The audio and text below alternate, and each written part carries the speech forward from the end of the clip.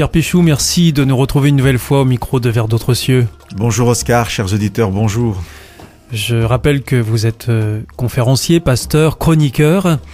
Vous nous invitez régulièrement à nous arrêter et à réfléchir sur des textes que vous sélectionnez dans la Bible. Aujourd'hui, il s'agit d'une histoire, celle d'une femme qui répand du parfum sur la tête de Jésus. Et bien, ça se passe à table et en public. Alors, est-ce que vous pouvez nous dire comment se termine cette histoire, Pierre Péchou ? Oui, Oscar, je vais vous lire le dernier verset de cette petite histoire. Le texte se trouve dans l'évangile de Marc au chapitre 14 et nous est raconté des versets 3 au verset 9. Et voilà comment se termine l'histoire. C'est Jésus qui parle et qui dit « Amen, je vous le dis, partout la bonne nouvelle sera proclamée dans le monde entier.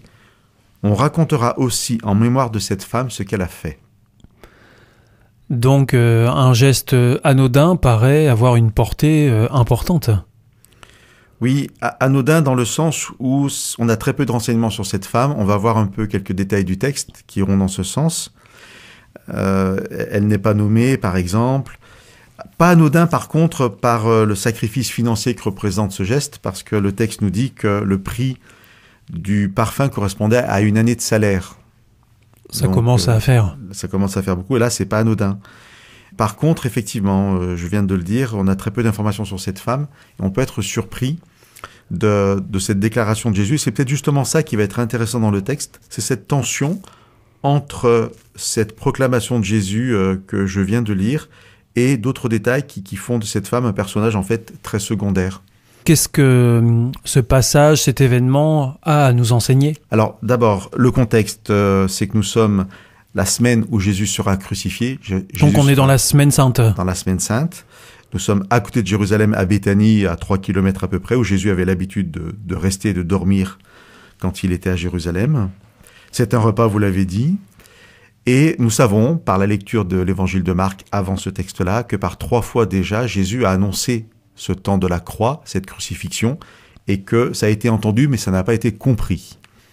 Donc personne, en fait, ne saisit comment doit se dérouler le ministère du Christ. On le considère encore à ce moment-là comme un roi qui va chasser les Romains, et pas du tout comme celui qui va instaurer un royaume de paix, mais un royaume qui n'est pas de ce monde. Et donc pour l'instant, personne n'imagine la fin qui sera réservée à Jésus. Exactement. D'ailleurs, quand Jésus va être crucifié, après les disciples ne comprennent toujours pas et pensent qu'ils se sont trompés, ce n'était pas le Messie attendu. Et on a donc cette femme qui fait irruption et qui va répandre sur la tête de Jésus du parfum. Alors, personne ne comprend, on aurait pu utiliser l'argent différemment, cette femme, on ne sait pas trop qui c'est. Et Jésus lui dit, laissez-la faire, elle a fait une belle œuvre. Et au verset 8, Jésus dit ça, elle a fait ce qu'elle a pu, elle a d'avance embaumé mon corps pour l'ensevelissement. Comme si cette femme, on ne sait pas si elle a compris, mais en fait, le geste qu'elle fait nous amène à croire qu'elle est la seule à avoir en fait peut-être compris quelle était la mission de Jésus. Mais ce qui va être intéressant dans ce texte, quand je parlais d'énigme tout à l'heure, il y a 2 détails. Le premier, c'est que cette femme ne parle pas.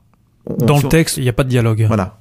Et on va s'intéresser justement à la façon dont le texte nous présente cette scène. Est-ce qu'elle a parlé? Est-ce qu'ils ont parlé entre eux? On ne sait pas. Première chose, c'est que la femme ne prononce aucune parole.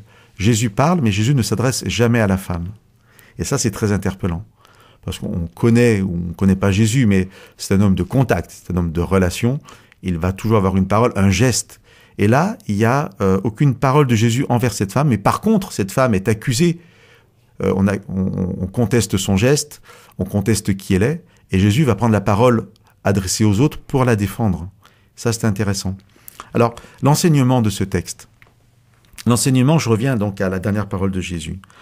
Partout la bonne nouvelle sera proclamée, on racontera ce que cette femme a fait. Il n'y a que pour cette femme que Jésus dit ça. Une femme dont on ne connaît pas le nom, une femme qui n'adresse pas la parole à Jésus, à qui Jésus ne parle pas, mais qui va agir, qui va faire ce qu'elle pense être bien pour Jésus, et ça va être valorisé, et on voit une prise de parole de Jésus pour la défendre. Et je pense qu'il n'y a pas une seule façon d'arriver vers Jésus, il n'y a pas une seule façon de reconnaître Jésus. Avec les moyens qui sont les miens, avec ce que je crois savoir, je viens à Jésus, j'agis, et on a une extrême valorisation de l'acte de cette femme qui n'est compris par personne, mais qui est peut-être la seule, elle, à avoir compris quelque chose.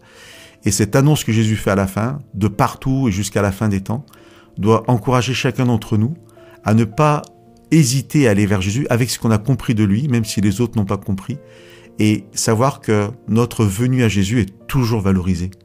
Et Jésus, même s'il ne nous adresse pas directement la parole, va toujours défendre en fait cette venue, parce que c'est ce que Jésus attend de chacun d'entre nous, que nous puissions aller à lui pour être accueillis par lui, et cette femme a été accueillie par Jésus.